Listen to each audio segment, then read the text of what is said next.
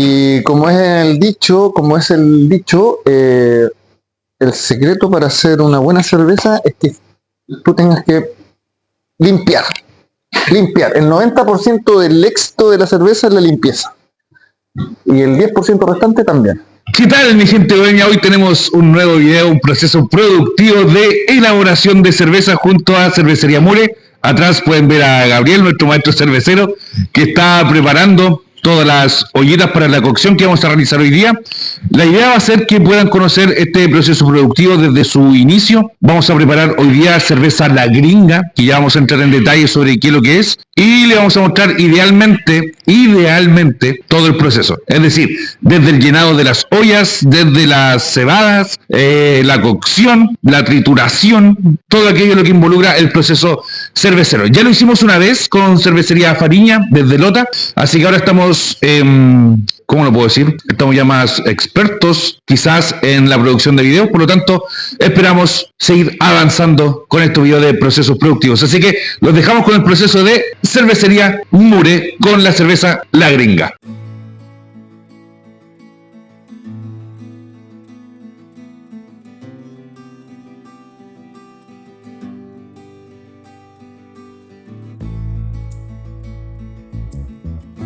¿Qué está diciendo yo? Que ibas a prender el fuego. Sí, ahora vamos a calentar el agua porque tenemos que llegar hasta, cierta temperatura para partir con el proceso de cocción, que eso lo hago en una olla aparte, porque este estilo en particular, que es una American Lager, a la antigua. ¿Cómo eso de la antigua? Eso es porque mi receta se basa en las primeras American Lagers que se hicieron en la historia, digamos, utilizando la tradición americana, digamos, de ahí sale la American Lager, porque básicamente es un estilo que se crea con los emigrantes alemanes que llegaron como en el siglo XIX a Estados Unidos, y obviamente todo alemán quiere tomar su cerveza. Allá no había, entonces ellos empezaron con los ingredientes que tenían, replicar su cerveza en Estados Unidos. Y así es como nacen las American Lager, porque finalmente es una cerveza lager, obviamente, pero con adiciones de arroz, dado que les era muy difícil encontrar la cebada de calidad que ellos utilizaban en Alemania. Así, muy resumidamente, con lo que tenían a mano, y eso el arroz era abundante, empezaron a hacer mezclas con cebada y con arroz, a un porcentaje 20-40% del total de granos que se utilizaban. Y nosotros en esta receta en particular utilizamos un porcentaje también como de 20% de arroz en la elaboración, que finalmente le da esa fineza en el cuerpo que hace que las lagers sean cervezas súper tomables, bien refrescantes, pero aporta muchas veces, mucho te lo aporta el arroz. Esa es la gran diferencia, y para poder hacerlo bien, digamos, dado que nosotros no tenemos un arroz en hojuelas que ya venga medio preparado, digamos, tenemos que hacer una decocción para poder extraerle los almidones, los azúcares de los almidones, que a diferencia de la cebada, eso se logra directamente en la maceración. Aquí hay que hacer un trabajo previo.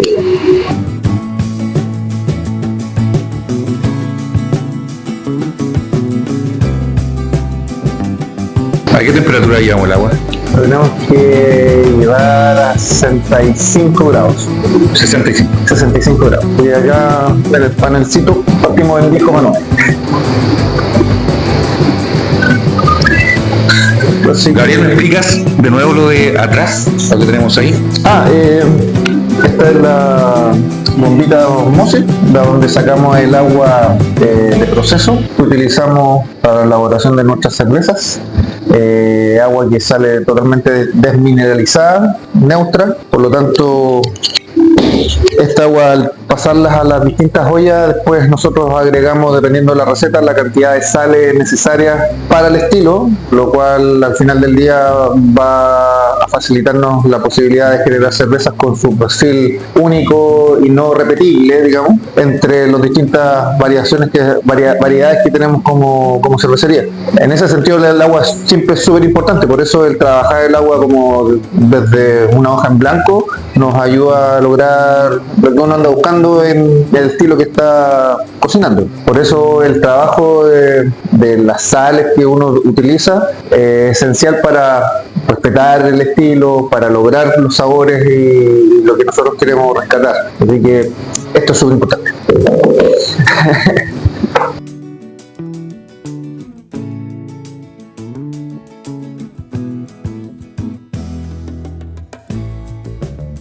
Preparar las sales. Es un agua, finalmente un agua liviana, no es un agua pesada, no utiliza tantas sales como eventualmente utilizamos para hacer las cervezas inglesas, ocupan muchas más cantidades de sales. Esta no, esta es una muy livianita, lo que también se nota al final del día en las lagers que uno normalmente conoce, digamos, porque son aguas livianas.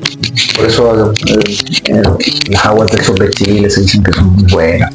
Por lo mismo, finalmente son aguas blandas que para este tipo de estilos son súper buenas. Como yo trabajo con aguas osmosis, si bien el agua de acá también es blanda, me gusta pasarla por osmosis para sacarle cloro, todas las suciedades extras y trabajar como debe ser. Pasamos con sulfato de calcio, son poquitas cantidades. Nosotros, esta planta es una planta pequeña, entonces yo tengo que, para llenar un fermentador, tengo que hacer 2 cocciones. Esta es la cocción número 2. Sí. 250 litros, entonces...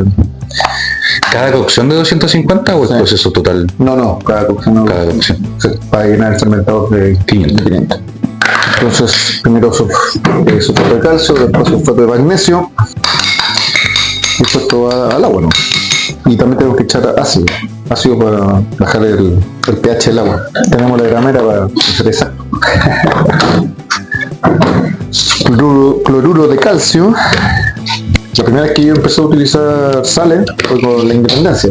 La Independencia es un estilo inglés súper clásico.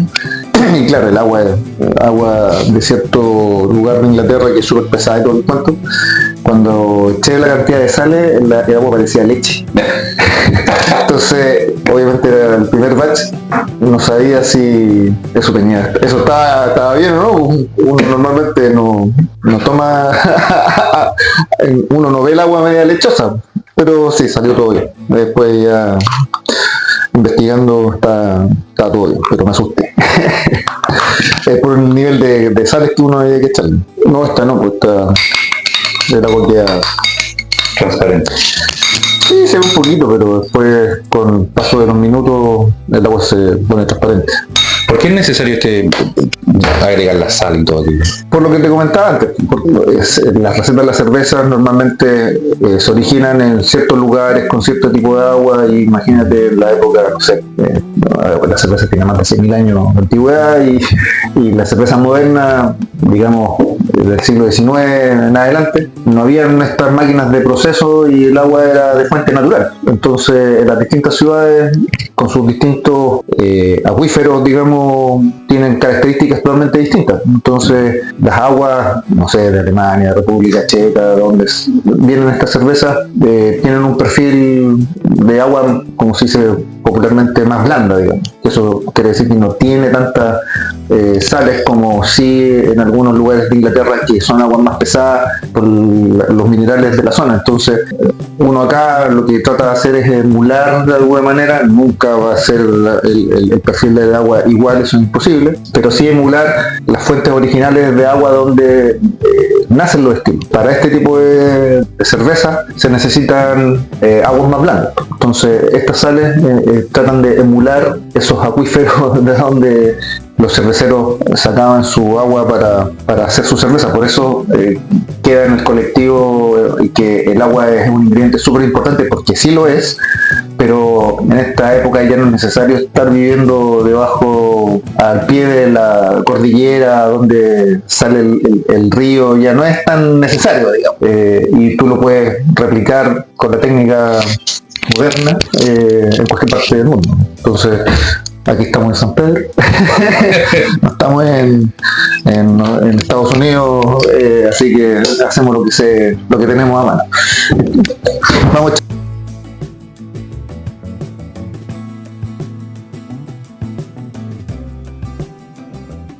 Entonces, para que se disuelva mejor, yo lo que hago es obviamente mezclar antes, revolver bien para que se disuelvan lo mejor posible las sales. y posteriormente a la olla. Entonces imagínate eso, yo cuando la vi por primera vez, pero en la olla, totalmente blanco, me asusté, pero en este caso ya uno... Es que cuando uno sale del mundo homebrewer y salta al nivel producción más profesional, digamos, obviamente la cantidad de litros de agua que uno utiliza es distinto, entonces los fenómenos crecen. Entonces, imagínate eso, pero en estilos ingleses es mucho más. Sí, no. Ahora yo revuelvo y se va a empezar a disolver. ¡Tarán! Y ahora lo que vamos a hacer es echar un poco de ácido, como digo, bajar el pH y así permitirle después a la cebada, a las enzimas que van a trabajar cortando las cadenas, o bueno, al procesar el almidón, digamos, para hacer cadenas de azúcares, trabajen mejor, vamos a echarle un poquito de ácido. ¿Qué ácido es? Ácido fosfórico, por si acaso, no cualquier ácido. Entonces, siempre con mucho cuidado porque el ácido dirige. Oye, qué gran material educativo, ¿eh? Ojalá. Hay que hacerlo con mucho cuidado porque sí, lo ideal es trabajar con guantes, pero hoy día no, uno ya tiene, uno se confía realmente. Son poquitas las cantidades, no sé.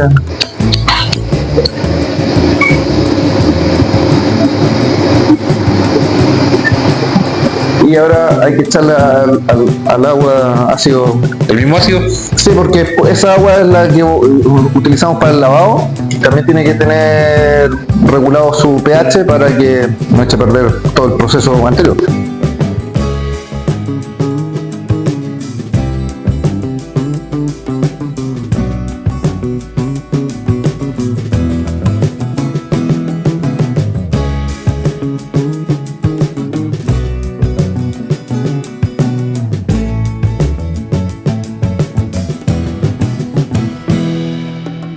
La gente romantiza mucho los procesos o el hecho de hacer cerveza artesanal y en realidad es un trabajo bastante pesado. Sí, son jornadas largas. El proceso en sí tiene distintas fases, distintos elementos que son súper interesantes y por lo que a mucha gente le apasiona y finalmente el hobby lo trata de convertir, como yo en el fondo, en algo más profesional. Pero sí, son altos procesos que van requiriendo cada vez mejores equipos. Este molino es un molino básico, ¿cachai? Pero todavía se la pega, no es lo ideal, pero bueno, uno trabaja con lo que tiene a mano. Son las cosas que uno tiene que ir mejorando con el tiempo, pero finalmente me ha hecho la pega como corresponde. Y ya llegará el momento de hacer un upgrade a un molino más profesional, más industrializado, que finalmente hace la pega mucho más rápido. Ajá. Entonces, sí, al final lo que uno busca es eso, optimizar los tiempos. Exactamente. Con mi taladrito, el infaltable, funciona pero perfecto. Ese no es tanto el drama. Y para el tipo de planta que tengo, el tiempo de trabajo, la calidad de la molienda está bien, ¿cachai? No me quedo corto todavía con el molino. Sigue siendo no ideal, pero bueno. Pero funciona.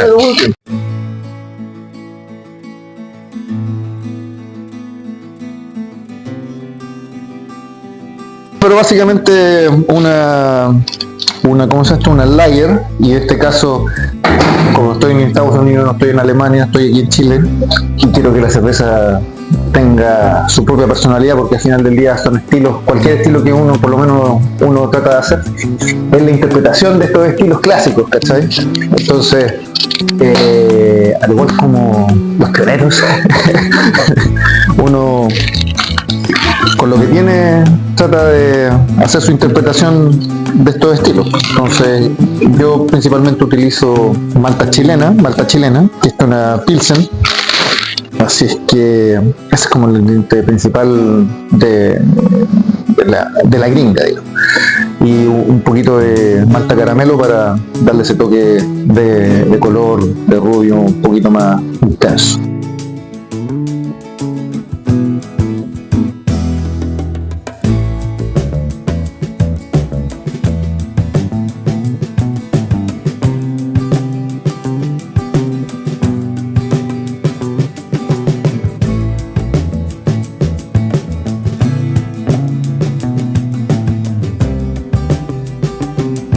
tiene ese sabor como al...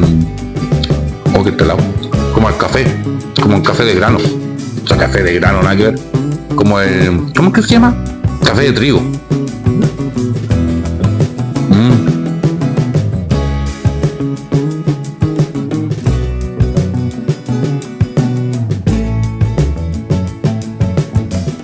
Ahora, bueno, lo que vamos a hacer es separar una cantidad del grano molido y vamos a mezclar con el arroz, parte de arroz que se necesita en esta receta para la decocción. La idea de eso es que encima de la cebada trabajen para cortar los almidones, para procesar los almidones del arroz, porque el arroz que vamos a utilizar, que es el arroz común y corriente, no tiene estas enzimas. Entonces le pedimos prestar las enzimas a la cebada. Esto de decocción se van a transformar y cortar los almidones para después obviamente obtener los azúcares que nosotros necesitamos.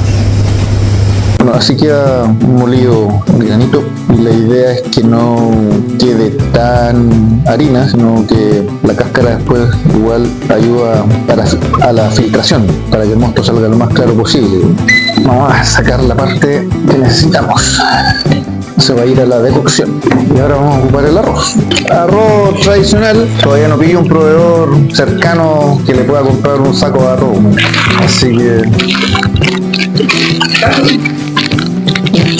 Bueno, en este caso el arroz le va a aportar azúcares, porque como te comentaba al principio, los alemanes no tenían la calidad o la cantidad o las cebadas que ellos usaban en sus países de origen, entonces con los granos que tenían en abundancia en Estados Unidos, que era el arroz, digamos, vieron que esa era como la opción para poder hacer cerveza. ¿Qué le da el arroz?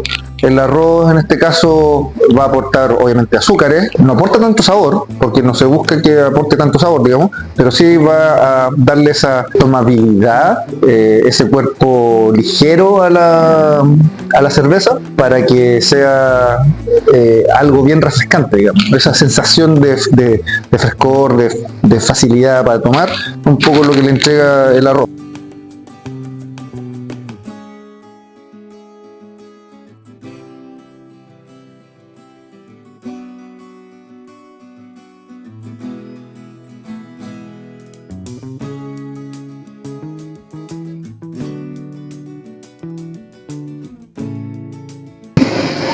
Llegamos a la temperatura. Esto es un sistema como plug and play.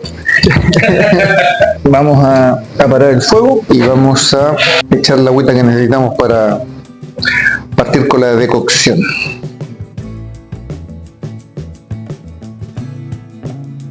Entonces lo que vamos a hacer primero es obviamente echar el agua, y después vamos a echar la parte que separamos de cebada con arroz. Va a estar una cierta cantidad de minutos para que se hidrate lo mejor posible. Después vamos a subir la temperatura hasta 75 grados aproximadamente. La vamos a dejar a esa temperatura que actúen las enzimas de la cebada por 20 minutos. Y después viene otro escalón de temperatura hasta que hierva los granos, y ahí va a estar otra cantidad de tiempo para terminar el proceso de cocción y después pasarlo a la olla con el resto de los granos que van a estar también en un escalón previo dentro de la maceración. Esta es la parte más larga, digamos. Si te fijas, el agua ya está totalmente transparente. Pruébalo. Esto es con los ácidos, la sal. Con la sal, agua. Lo que pasa es que obviamente tiene que tener sal y todo el tema, porque o si no la...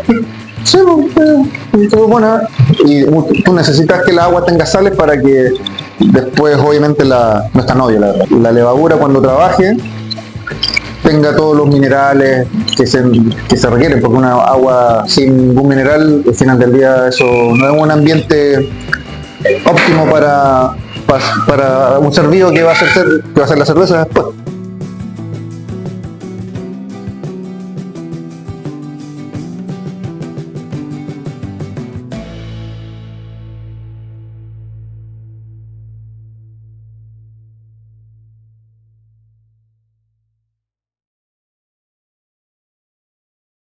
Y ahora sacamos a la campeona. Entonces Entonces la idea es homogeneizar para que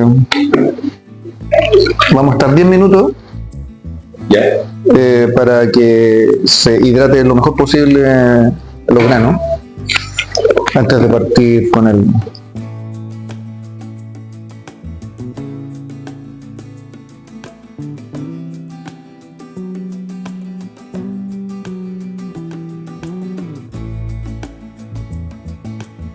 Esta palita, fue mi primer premio que recibí con las primeras medallas que le llegaron en el 2022 a la cervecería. Nosotros abrimos el 2021 al mercado y casi en menos de un año desde que enviamos cervezas a competir. En la primera versión de la Copa Regional Conquistadores tuvimos medallas de oro con la Independencia, que era nuestra cerveza ícono, y ahí nos dieron esta palita, la cual agradezco hasta el día de hoy porque hace la pega pero increíblemente bien. Y me permitió cambiar mis matamoscas que tenía. Así es que muy agradecido a Copa Conquistadores, gran regalo. Sí, todos los años he podido enviar muestras, pero que este año sea la excepción en obtener una medallita. Sí, hemos andado bien con nuestra presentación en la Copa Conquistadora, así que contento con la experiencia de participar con ellos. Entonces ahora lo que yo estoy haciendo en este proceso tan industrializado es traspasar el agua caliente a la olla de maceración, donde va a ocurrir la magia de la transformación del almidón en azúcares fermentables. En la transformación de los granos en un mosto, el famoso mosto que luego se va a transformar en cerveza.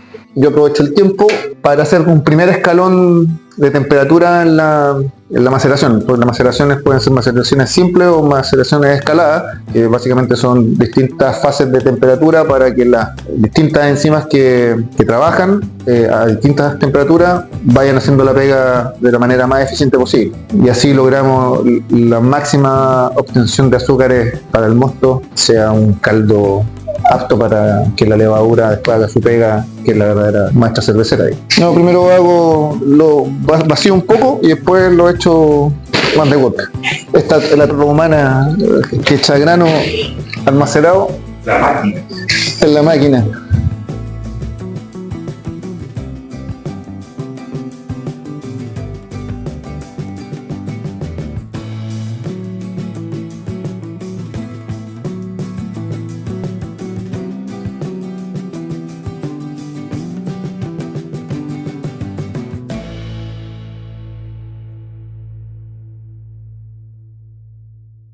Hasta que se mezclen bien, vamos a medir una temperatura manual. Perfecto. Y ahora se cierra y esto ayuda a mantener la temperatura. Ya pasamos los 10 minutos, así que ahora vamos a pasar la ollita al fuego para llegar a la primera escala de temperatura que te comentaba. Básicamente eso se llama gelatinización de los granos. Después vamos a la etapa de liquefacción y nos vamos a la olla. Esto se va a transformar después como en un puré.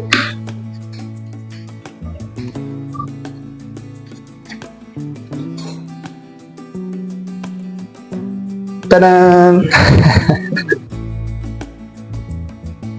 Bueno, ya terminamos el proceso de cocción. Ahí quedó la poción. Es una mezcla entre risotto con avena.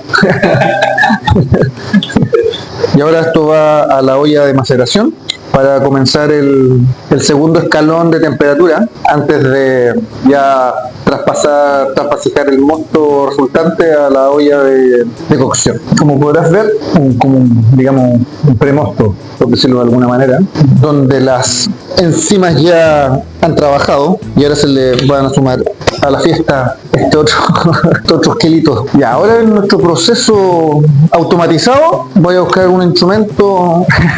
La herramienta oficial se rompió, así que tengo que ocupar esta. Hay que trabajar con lo que tiene a mano para ir a comprar el nuevo material, digamos. Si quieres con mucho cuidado sin quemarte, saca y prueba. No, pero ahí el borde está más frío, así no te va a quemar. Para que sepas qué es lo que a qué sabe. Esta es la gringa. Pre-gringa. Es dulce. Súper dulce. Sí, porque ahí eso te demuestra la extracción de los azúcares. No, lo que yo hago con esto es vaciar un poco la olla y después aplicar fuerza bruta, el tecle humano, y así, niños, se hace la cerveza. Bueno, el hacer este proceso efectivamente le entrega a esta receta en particular ese sabor extra. Los sabores hay sabores más marcados que tal vez de la manera como normal de hacer una maceración no se logran, pero eso cuando tenga ese tipo de arroz en hojuela voy a poder hacer un llamado saber si efectivamente hay un cambio drástico en utilizar esta técnica o ese arroz ya como listo, digamos.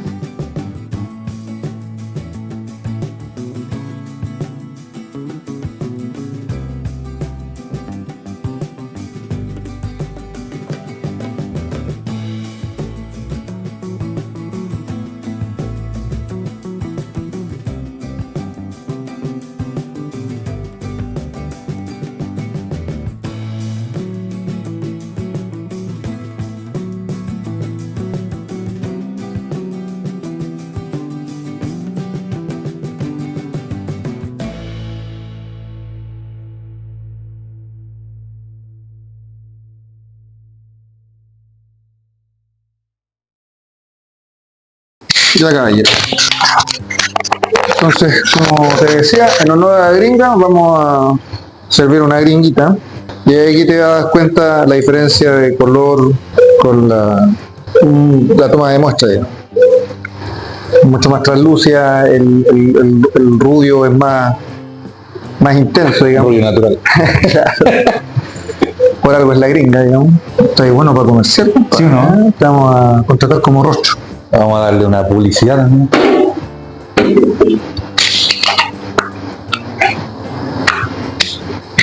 Se me pasó la espuma, pero... Cheers. A ver, ahora sí. Cheers. Cheers. Cheers. ¿Refrescante o no refrescante? Totalmente refrescante. ¿Cumple el objetivo para el cual fue diseñada esta gringuita? Es interesante porque a medida que... O sea, hoy día que pudimos ver todo el proceso, que pudimos probar también la decocción con el arroz y probar las cebadas malteadas que se utilizaron, ya uno puede, o es más fácil relacionarlo con lo que uno prueba acá en... Entender el producto que está de dónde viene cada sabor, básicamente, que siempre es fundamental. Claro. Y básicamente esta cerveza, que es un estilo, como ya lo conversábamos antes, súper conocido por todos, el estilo más consumido a nivel mundial. Es una cerveza de gusto masivo, digamos. Entonces es súper fácil para la gente poder aceptarla como un producto de consumo habitual, a diferencia de otros estilos que a veces son más difíciles de adoptar por las personas y muchas veces los toman como productos que los quieren probar en ocasiones especiales. En cambio, este tipo de cerveza es como para la batalla, para el día a día, después de la pega. Para la rotacional igual de... Claro. Gabriel, ¿de dónde viene More? ¿Por qué decidiste? Que tú no eres cervecero de cabro chico, básicamente. No. Legalmente no se puede, pero por decirlo de alguna manera. Bueno, ¿cómo nace Mure? ¿Cómo nace el querer hacer cerveza? Ambas dos. ¿Cómo nace tu ganas de hacer cerveza y después cómo nace la cervecería? Bueno, yo de formación profesional soy ingeniero comercial, entonces siempre tuve el bichito de emprender en algo propio, digamos.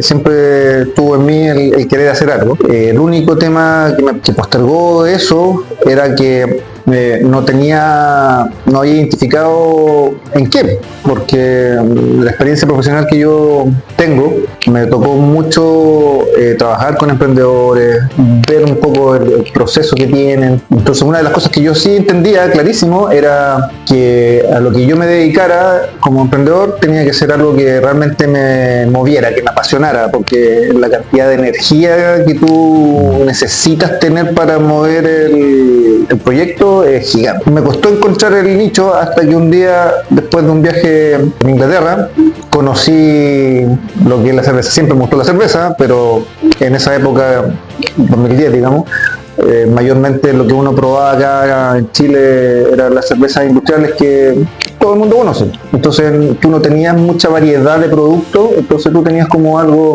medio estándar.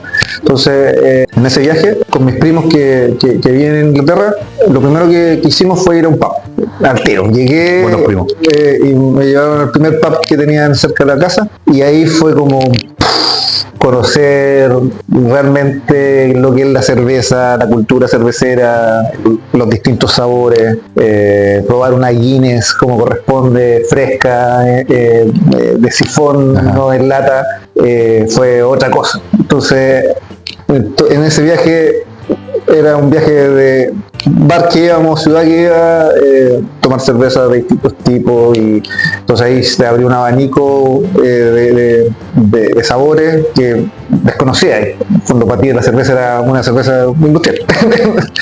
Y bueno, de vuelta a Chile, justo en esa época ya estaba el movimiento craft como dando sus primeros pasos. Por ese motivo me llegó como un correo de promociones de que estaban haciendo cursos de cerveza. Ya. Y yo en ese tiempo estaba viviendo con mi hermano, que es mi socio, Sergio, y le dije, oye, ¿por me llegó este curso? ¿Por qué no? Y también ingeniero comercial, está trabajando en sus cosas. ¿Por qué no hacemos este curso? Yo también tenía la idea de involucrar a mi papá, porque mi papá estaba recién jubilado, entonces decía como para también trabajar con él, hacer algo con él. Le dije a mi papá como primera opción, me mandó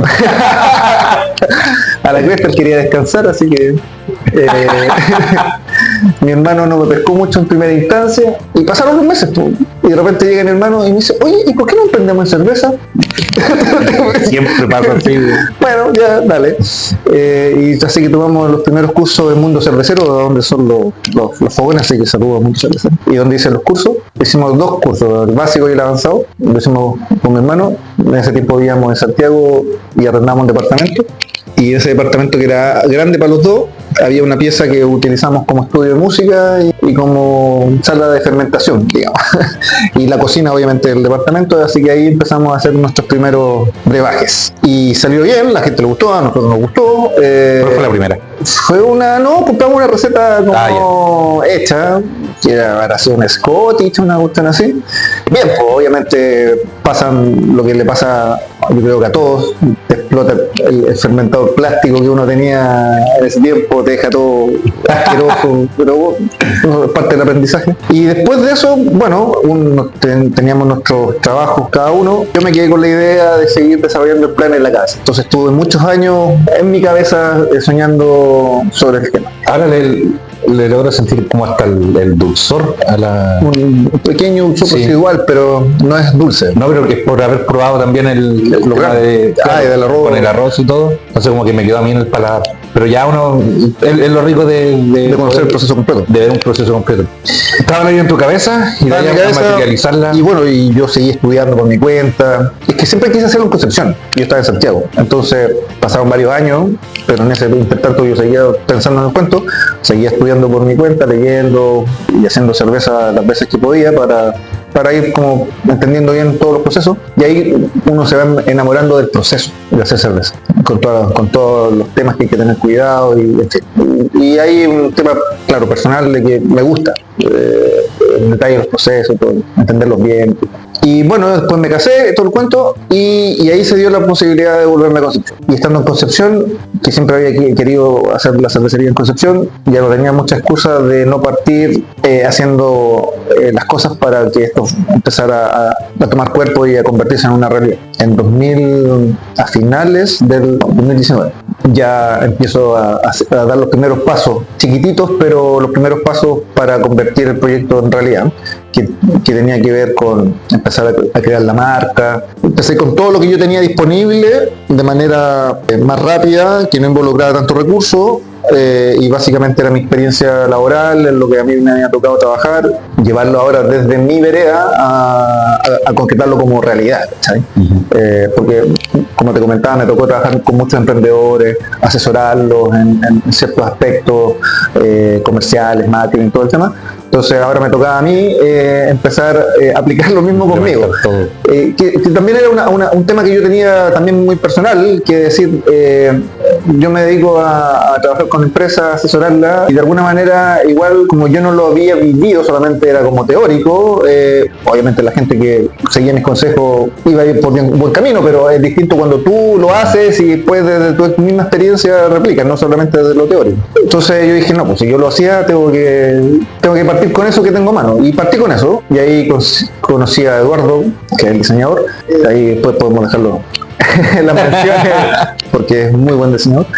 un cabro joven. Con él y con Nicolás partimos trabajando el concepto. Y ahí hubo un trabajo de branding en términos de el emprendedor, cuál era mi visión con respecto al proyecto, y eso transformarlo en una marca que sea coherente, que tenga todo un trabajo como de línea editorial, por decirlo de una manera, para que lo que se muestre al público tenga un sentido. Entonces se hizo una primera propuesta que nos gustó, que lamentablemente porque el INAPI no aprobó, nos rechazó la inscripción de la marca, tuvimos que partir por cero, y eso fueron meses perdidos técnicamente, o de aprendizaje, como quiera esa parte.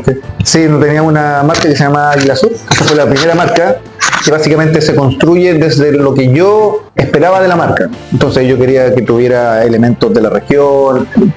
Bien, en ese sentido, el concepto era que tuviera conexión con el lugar donde se iba a realizar. Entonces fue concebida desde ese elemento. Entonces Nicolás con Eduardo trabajaron los elementos que yo les daba como insumos para construir la marca, y así salió esa propuesta. Pero lamentablemente quedó ahí porque INAPI, como te digo, no aprobó no nos dejó registrar.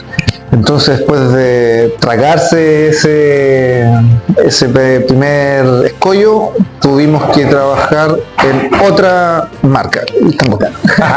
Estamos en vivo. De Barra de Santo Aire. Él fue el que nos ayudó a construir el gym. Y él es Sergio, el otro fundador. Bueno, ahí está el socio. Bien, ahora está todo muy completo en el video. Todo muy completo en el video. Después, si quiere, al final le hacemos un saludo. Entonces, ¿en qué estaba? Bueno, estamos en el tema dinámico. Sí, volvimos al proceso de reformulación después de tragarse el doloroso proceso de eliminar esa marca. Tuvimos que partir el proceso de creación de nuevo. Entonces, ahí, ya con lo aprendido en el proceso anterior de diseño, se definió que la marca no iba a estar tan marcadamente relacionada a lo territorial, que justamente ese periodo nos sirvió para entender qué estaba sucediendo en el mercado local, y todos apelaban a lo mismo al final del día. Entonces, que era como la capa principal de comunicación, lo territorial. Entonces dejamos lo territorial, si bien como una capa de concepto, pero más abajo, como que de sostén de la marca, no lo principal. Entonces ahí, en esta lluvia de ideas, surgió la historia de Mure, que básicamente es la historia de unos esclavos que se rebelaron contra los españoles, que los iban a vender como esclavos al Perú, y ahí hubo una batalla que se amotinaron en el barco, digamos, y frente a las costas de esta región. Entonces, porque ellos le habían exigido al capitán español que los devolviera a su país. Y en ese viraje de dirección llegaron a las costas chilenas. Y acá, en las costas chilenas, se encontraron con un barco americano que prestó ayuda a los españoles, y ahí hubo una batalla donde obviamente estas personas que iban a ser vendidas como esclavos, obviamente dieron la pelea, pero no tenían mucho con qué defenderse, pero aún así se defendieron, y bueno, fueron juzgados acá en la región. Y nosotros de esa historia quisimos tomar el espíritu de a pesar de todas las dificultades, de lo difícil, de lo imposible que puede ser lograr la libertad en esas condiciones, igual se atrevieron, igual lucharon por su libertad, que finalmente, si bien fueron juzgados los cabecillas, digamos, y ahí estaba Mure, que era como el príncipe de esta gente, sí le permitió ese sacrificio liberar a su gente. Se aseguró libertad al fin y al cabo. Claro, a través de su sacrificio, pero liberó a su gente. Entonces nosotros tomamos como elemento de esa historia principalmente el espíritu valiente, que a pesar de las dificultades tú igual sigues adelante con lo que tú anhelas, ¿sabes? Entonces de ahí es donde uno tomamos esa historia y el nombre de Mure como un homenaje, como una forma de demostrar que el espíritu, efectivamente tener este espíritu como emprendedor al final del día, que los emprendedores tienen que pasar por muchas cosas, paso por muchas cosas, y necesitas tener esa capacidad de salir adelante a pesar de las dificultades. Entonces, por eso conectamos con esa historia. Y así mucha gente también podría sentirse vinculada, porque todos de alguna manera en la vida tenemos luchas internas, Claro. y uno todos los días se levanta, va hacia adelante. Entonces eso de alguna manera es como decir que tienes el espíritu de Mure, ¿cachai? Bueno. Porque es un espíritu valiente, ¿cachai? Entonces por eso quisimos tomar esa historia, por esos elementos que finalmente se trasladan, y que cada persona podría en su propio mundo sentirse identificado. El emblema de la cervecería representa un eslabón de cadena que se rompe, y la M de Mure es quien rompe la cadena, ¿cachai? Entonces todo tiene un significado, y ese trabajo lo hizo Eduardo con Nicolás, y que quedó representado de esa manera esta idea que es como súper intangible, digamos, en un logo que queríamos que fuese llamativo, que rompiera un poco como la estética tradicional de lo que uno ve. Y también, bueno, todo el diseño de nuestras etiquetas, que son más minimalistas, de alguna manera más sobrias, también tienen que ver con, bueno, la personalidad de nosotros, y también reflejar en la parte territorial. Esta historia se conecta con la región, las gráficas que tenemos también de alguna manera se conectan, no tan obviamente, pero se conectan porque tomamos elementos como de la ciudad, arquitectónicos, típicas losas de los edificios que tienen patrones. Entonces nuestras etiquetas apuntan como a eso, a tomar esos elementos. Y otro elemento que tomamos con la marca, digamos, es que a través de la cervecería también mostrar lo que hace a una región tener su propia personalidad, y en este caso la expresión artística a través de la música. Por eso todas nuestras latas y elementos gráficos tratamos de incorporar un playlist que hicimos con música de artistas locales, porque finalmente queremos mostrar a nuestros clientes, que no necesariamente son de la región, sino también de otras regiones, que mostrar la región, lo que yo te comentaba al principio, de mostrar como esa conexión con lo territorial, lo transformamos en tratar de mostrarlo a través de la cultura penquista, y en este caso a través de la expresión musical. ¿Y cómo ha sido el camino básicamente de la cervecería? Acá en Concepción hay un ecosistema en constante movimiento y en constante crecimiento de las cervecerías artesanales. Hay varias cervezas acá en Concepción. ¿Cómo ha sido tu caminar básicamente, tu progreso Ha sido de alto y bajo, porque ha sido un mercado complejo, bueno, una situación también económica no tan fácil, digamos, y básicamente el poder crecer y poder ha sido difícil. Uno ha tenido que ir adecuándose a los vaivenes de la economía. Nosotros partimos primero en Talcahuano, y ya recién vamos a cumplir un año en esta nueva ubicación, que implicó también la construcción de este nuevo espacio y varias adecuaciones para poder seguir estando en el mercado. Gracias a Dios hemos tenido buena recepción, pero sigue siendo, si bien Concepción es una ciudad grande, sigue siendo una ciudad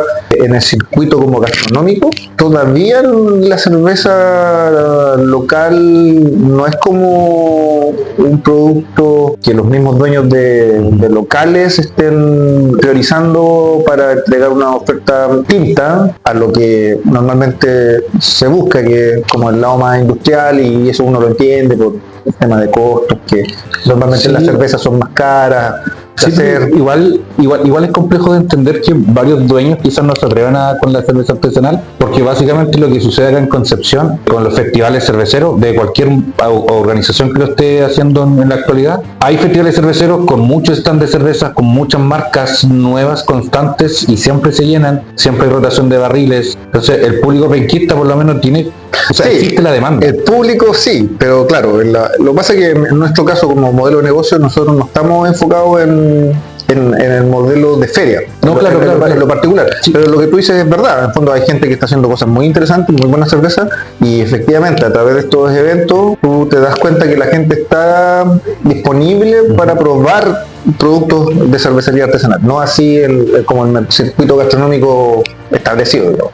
Claro, pero a lo que voy que esa gente que va a esos festivales también es consumidora en los restaurantes de... Pero los restaurantes no necesariamente están dándole espacio a esta cantidad de cervecerías y de producto local. Sí. Por varias razones, y eso tiene sus explicaciones, pero y muchas veces pasa porque tal vez no esté tan rentable por los precios finales a consumidor y los precios que los mismos restaurantes quieren obtener como margen. Entonces eso es entendible. Pero lo que es que uno mira que siendo una ciudad grande, todavía falta ese desarrollo para que las cervezas locales sí efectivamente puedan tener mayor espacio. Hay súper poquitos locales especializados en cerveza, algunos se han ido cerrando, cada vez son menos, que únicamente están enfocados en cervezas artesanales, pero como el grueso de locales todavía ahí mandan la cerveza industrial.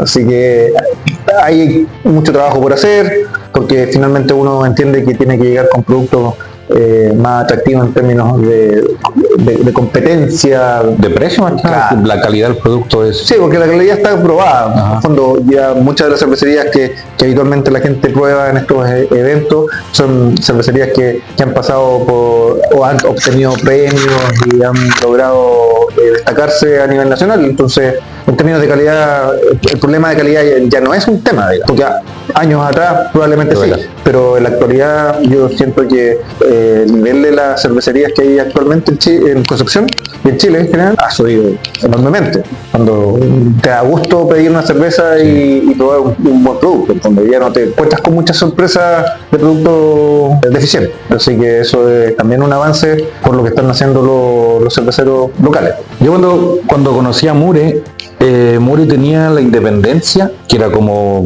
la masiva básicamente de ese entonces. No estaba la Gringa todavía, estaba Independencia, estaba Oro Negro, un Imperial Stout y teníamos nuestra cerveza de trigo. Esa, la de trigo, la blanca, que igual era buena. O sea, ya no está elaborando la blanca. Lo que pasa es que en este vaivén en la economía hubo un momento en que se notó un frenazo, para nosotros por lo menos, de venta. Entonces tuvimos que ajustarnos y en ese ajuste surgió la creación de un producto que efectivamente pudiese llegar a más público, no tener esta curva o un nicho un poquito más chico, sino necesitamos abarcar a más público, porque al final del día, como yo le comentaba, la cerveza es un producto de consumo masivo. Entonces ahí con Sergio conversamos y llegamos a la conclusión de que teníamos que sacar un producto que efectivamente llegara al gran consumidor. Y de ese cambio de estrategia surgió el tener que hacer una cerveza, y naturalmente a mí se me vino a la cabeza, bueno, que es lo que más toma la gente, que es lo que más conoce, son las lagers. Y también el feedback que uno tiene normalmente con la gente, que lo primero que te preguntan es cuál es la cerveza más ligera que tiene. Y en ese momento, cuando tú nos conociste, claro, estábamos más enfocados en cervezas clásicas, que es como la escuela que más me gusta. Pero claro, tal vez el nicho al que tú puedes llegar con ese tipo de cerveza es más reducido. Y para cervezas tan chicas como esta es más complicado poder proyectarse.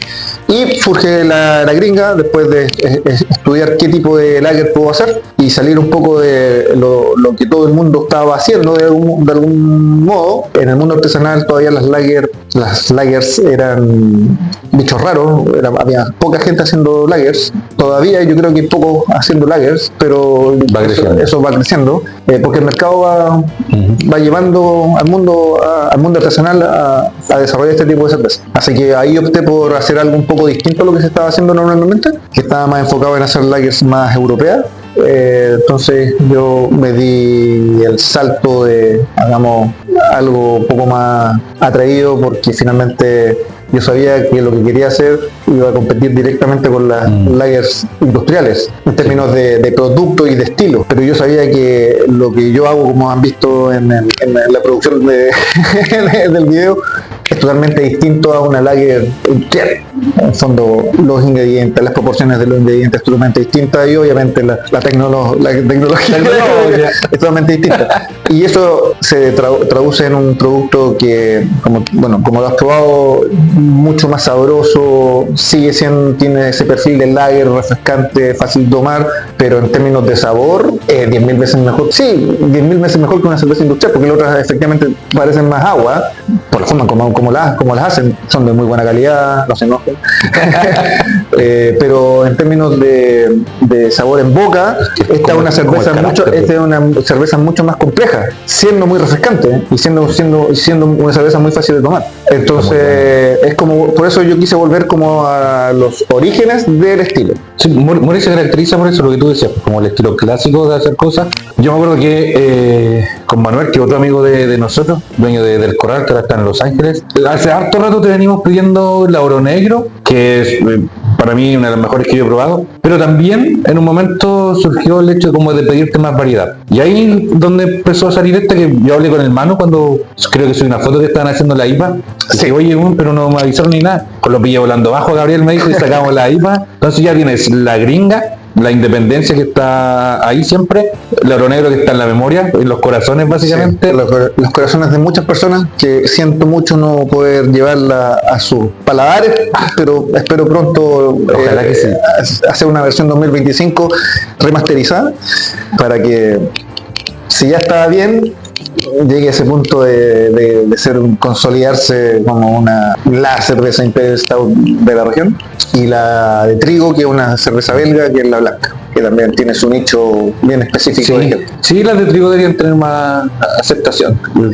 Es que son sabores totalmente distintos, entonces esa cerveza en particular es un estilo belga, no es tan intenso como las cervezas de trigo alemana, pero también es súper rica y entretenida de hacerla, porque esa involucra cáscaras de naranja, semillas de cilantro y otras hierbas por ahí para darle ese perfil especiado que finalmente se traduce en un producto súper interesante y distinto a lo que normalmente se puede pillar en el comercio.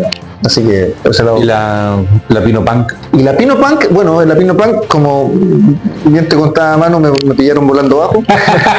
Pero básicamente para apoyar a Manuel en su nuevo emprendimiento en Los Ángeles. Y ahí surgió de la necesidad de hacer algo rápido con lo que teníamos un poco a mano, y surgió una American IPA, que básicamente es una cerveza IPA que rescata elementos clásicos de la elaboración inglesa, porque a diferencia de lo tradicional en el mundo de las IPAs actuales, esta no lleva dry hopping. Entonces, en términos de notas aromáticas en el servicio, cuando te la sirven, no es tan potente, porque el dry hopping obviamente lo que busca el cervecero es potenciar los aromas del lúpulo.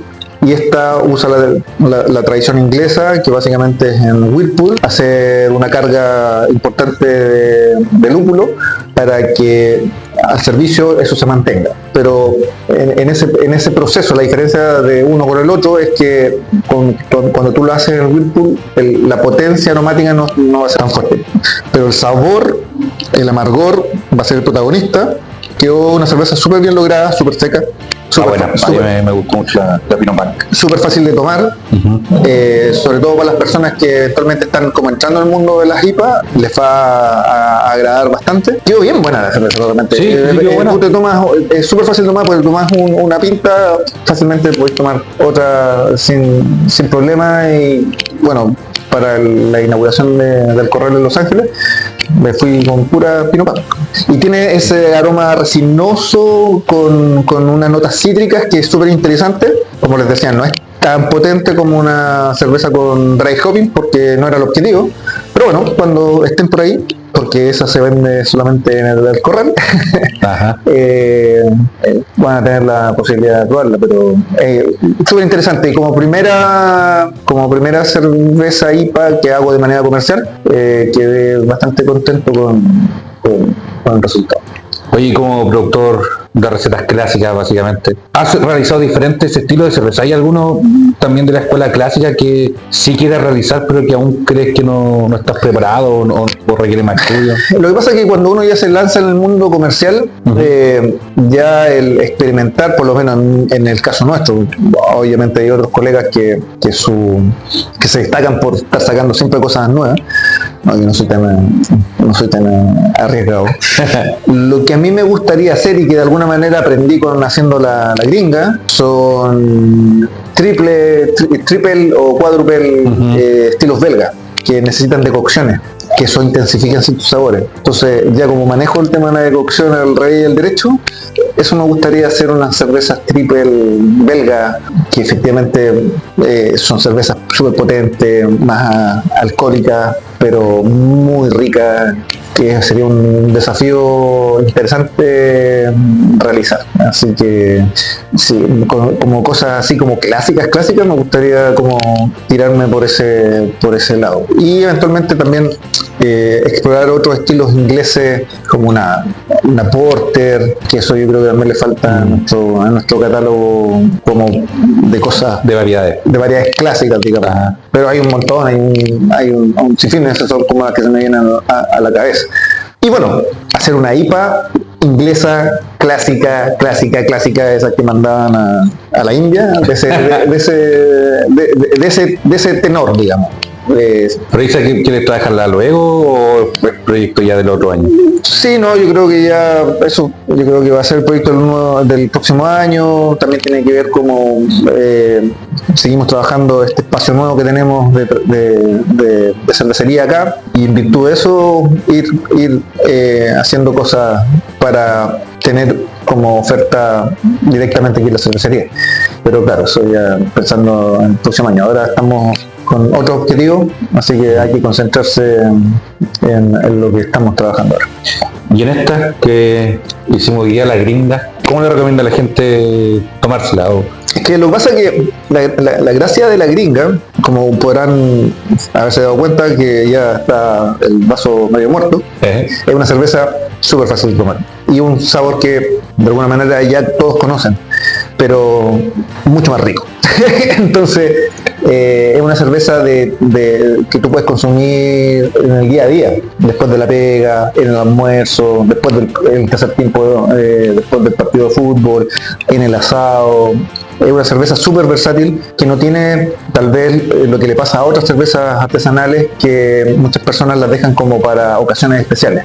Esta es una cerveza que básicamente es lo contrario, es una cerveza del día a día, una cerveza que te puede acompañar en las actividades más diversas de tu jornada, ¿cachai? Y si te gusta la cerveza, dale una oportunidad si la pillas por ahí, porque te va a sorprender, porque en términos de sabor va a ser una sorpresa para una cerveza de esta categoría. ¿Graduación alcohólica era?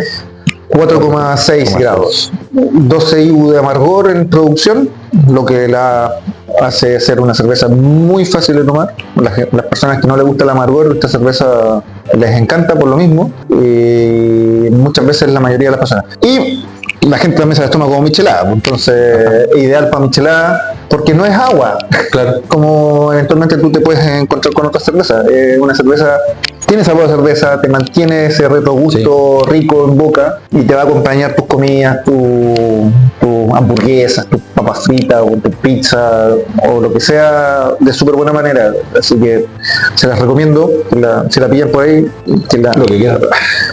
Bueno, Gabriel, agradecer el proceso productivo, agradecer que hayas prestado el espacio para hacer los videos, por esta conversación también para conocer a Cervecería Mure, y de seguro cuando se haga el Oro Negro vamos a estar acá de nuevo, porque es la que... Muchas gracias, ¿no? Yo feliz de que estés acá, era algo que teníamos pendiente hace mucho rato, así es que nada, pues éxito, y que nos vaya bien nomás, y seguir abogando porque las personas prueben las cosas que se están haciendo de manera local, porque se están haciendo cosas muy buenas, y si de esa manera la gente empieza a tomar conocimiento de los productos que puede probar, al final es un beneficio del ecosistema regional. Así que muchas gracias. No, gracias. Así que ¿Nos queda algo más del proceso, no? Sí, nos queda proceso, así que Ya, vamos a seguir hay grabando que entonces. seguir trabajando. Porque ya partimos, hay que pasar el otro proceso. Oh, está rica la gringa, bueno.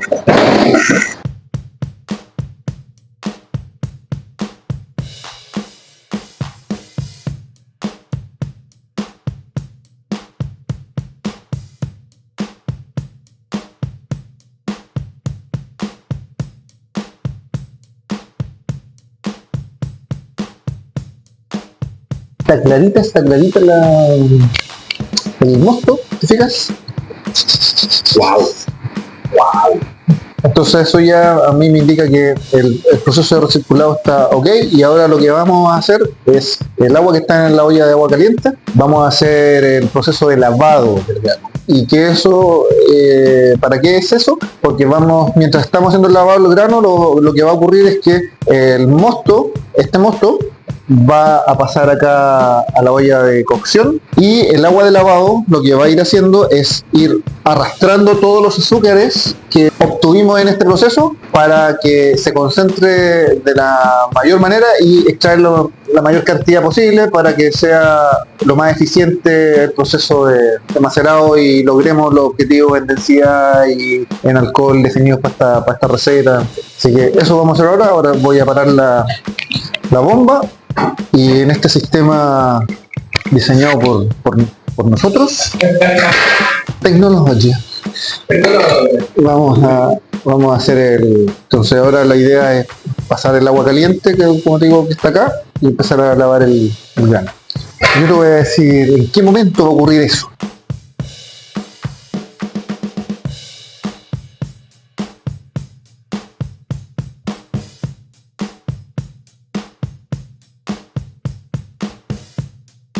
Entonces lo que va a ocurrir es que en esta cruz va a empezar a caer el agua caliente. Y lo que uno trata de hacer es que el agua del lavado caiga de manera amplia en la superficie de la olla, para que haya más oportunidad de que se lave bien y hace la pega. Ahora vamos a permitirle el paso al mosto. Lo que no hicimos fue la medición de pH, pero bueno, como yo me la sé y sé que está bien, lo que estamos haciendo ahora es que, bueno, ya traspasé todo el agua de lavado, se calcula cuánto es lo que tú necesitas para sacar los litros que requieren batch tras batch, digamos, y siguiendo las enseñanzas de mi profesor Gustavo Bosa, acá el lavado se va haciendo por parte, y aprovechando la gravedad, digamos, y el sistema más artesanal que tenemos instalado, lo que permite que le da más oportunidad a los azúcares que se extrajeron poder traerse y llegar a la olla de cocción.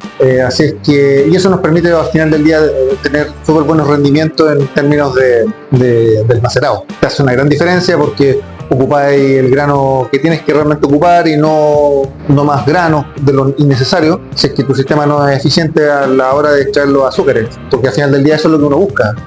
Para cada receta necesita ciertos niveles de densidad, eso es básicamente azúcar en el mosto, con la menor cantidad de granos posible. Entonces, este sistema por lo menos y la forma de cómo hacemos el proceso nos permite obtener un súper buen rendimiento a la hora de elaborar la cerveza. Sí, ¿no? Y este fermentador de fabricación local, digamos, fue con el que partimos, y así tú lo miras a huevo, pero ha sacado todas las cervezas que han salido de aquí, han salido con medallas, así que hace la pega súper bien, y es un recordatorio constante de cómo uno partió, que seguimos siendo muy chicos, todo lo que queráis, pero bueno, partimos con esto. Así que ha sido un camino. Esto ya vamos a cumplir 5 años. Este septiembre de la primera cocción vamos a cumplir 5 años. El 26 de septiembre cumplimos 5 años desde la primera cocción del mundo en Talcahuano. Así que acá ha pasado cerveza dentro del vaso. La etiqueta de la gringa. Bueno, la etiqueta de la gringa, bueno, primero por parte obviamente como uno llega a la gringa, y obviamente tiene que ver con el estilo de un American Lager, entonces cómo eso puede llegar a más público y de manera más coloquial para todo el mundo. Bueno, la imagen de la gringa, y uno, por mi generación, digamos, la Marilyn, bueno, es un referente de la gringa por excelencia, y por ahí surge la idea de utilizar esta imagen en particular como elemento central que distinga a la gringa. Y esta etiqueta que tú ves acá, que es más chiquitita de la estándar, básicamente fue diseñada de esta manera porque cuando creamos esta cerveza en primera instancia fue pensada para abastecer a bares vía barril, pero no podíamos llegar a los bares con una lata pelada, y obviamente creamos una primera imagen de etiqueta para darle mejor presentación a la cerveza como formato muestra, digamos, no como formato retail. Así que de ahí nace este formato de etiqueta y bueno, todo lo que viene después. Que sale un poco también de los patrones más tradicionales que veníamos trabajando con Mure en los otros estilos. Esto sale un poco de la caja, digamos, y trata de ser más rupturista, tener un poco más de color y más entretenida a la vista, digamos, para salir un poco de lo clásico.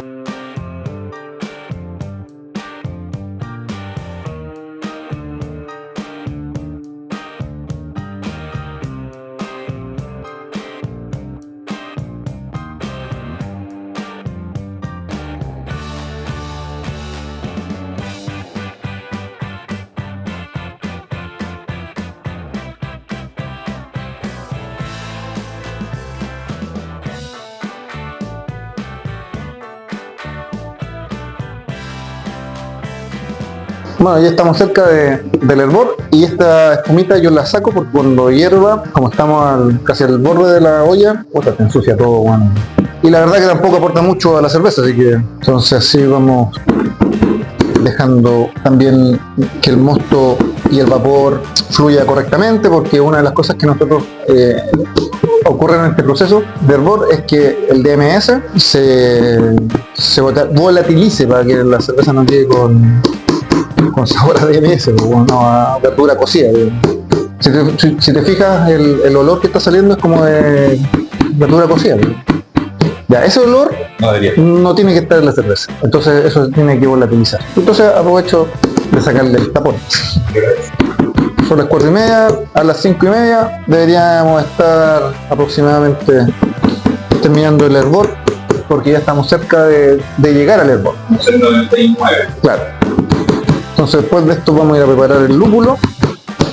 Esta lager, como buena lager, no es de tipo muy largo, muy amargo, digamos. Entonces el lúpulo que se utiliza es una sola adición para dar amargor, pero es para dar un amargor sutil, ¿cachai? Que sostenga balancee el sabor a mate y todo el tema. ¡Tarán! Así que la cantidad que echamos, porque en producción echamos 12 IBU en amargor.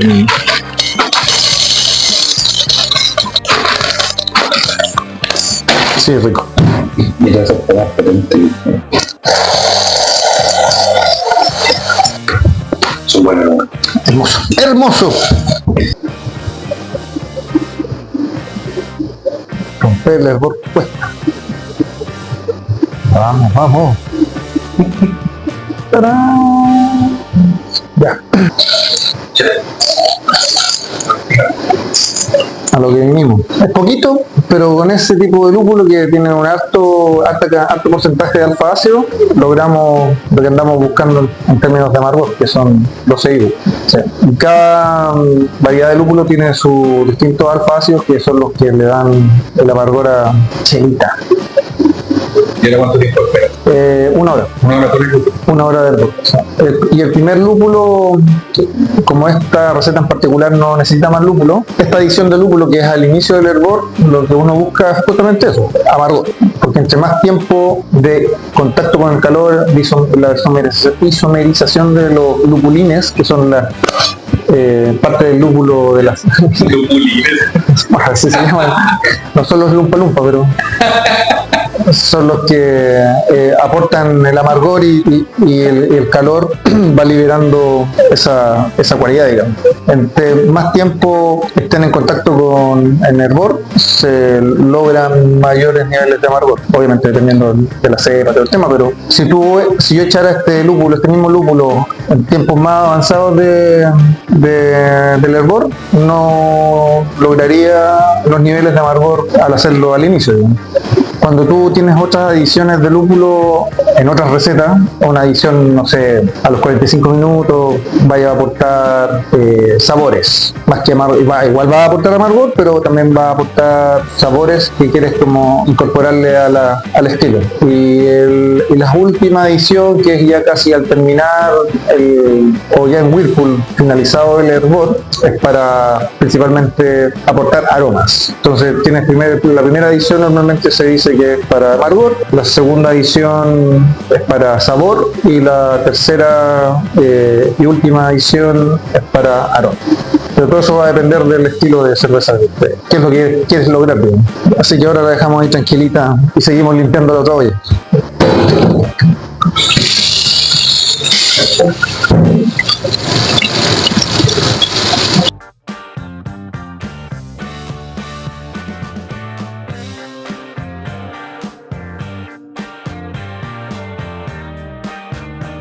Ya terminamos el hervor, pasó el tiempo, yo te dije como a las 5:30, 1 hora de hervor, terminamos.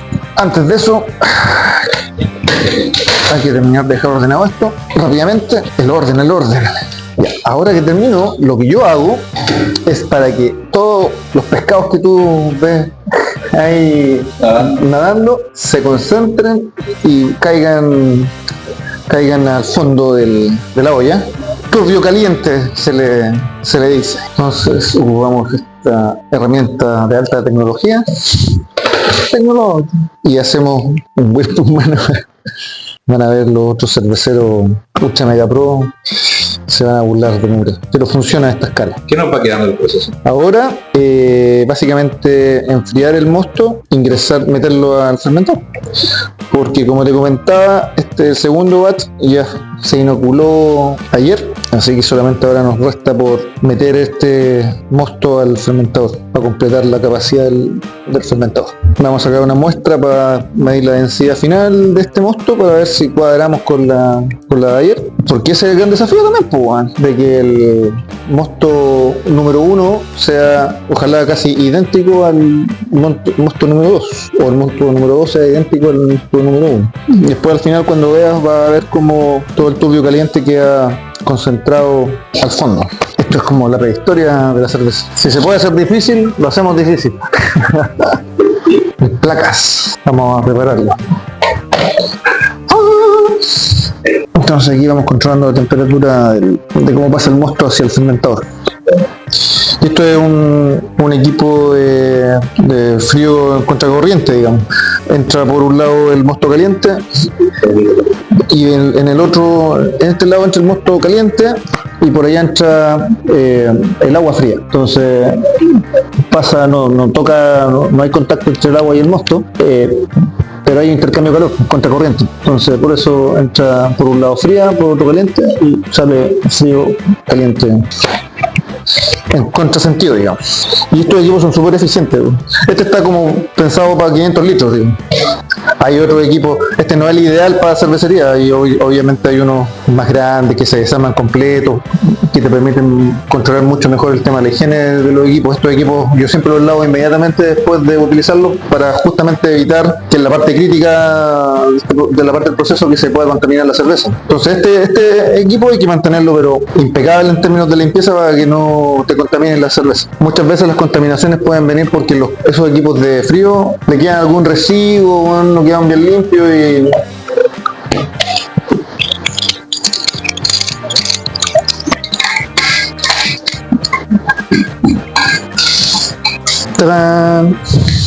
¿ves? Todo se utiliza. Entonces por ahí va a entrar el agua fría, contracorriente con el mosto caliente. Y el agua caliente que va a salir no la vamos a botar inmediatamente porque la vamos a utilizar para después lavar los equipos. Ahí está el equipo frío ya funcionando. ¿Estamos bien?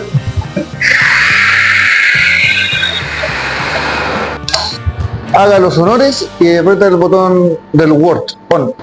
Va perfecto en temperatura. No, la temperatura de placas.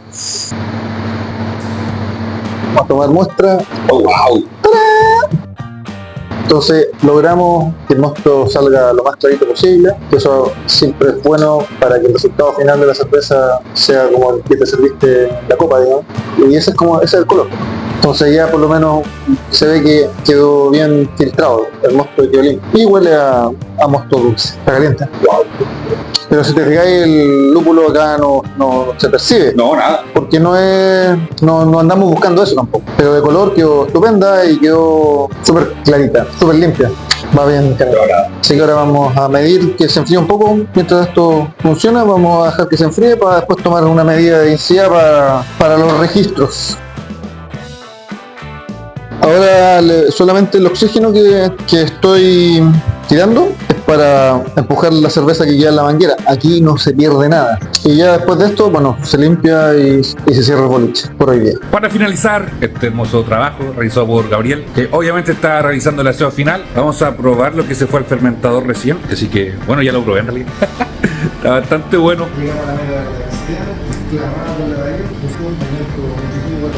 Igual se siente algo el lúpulo, porque está recién. Nada. Hecha para que compense, porque ahora tú sientes más el dulzor, pero Ajá. la leva se va a comer todo ese azúcar, va a quedar la cerveza mucho más seca y ahí el líquido va a aparecer un poco más presente, pero nunca va a ser protagonista. Cerramos entonces esto ya. ¿Qué hora es? Voy a mostrar la hora. Empezamos a las 8 de la mañana. Ahí. Cerramos transmisiones. Gracias, Gabriel. Gracias, don Jaime.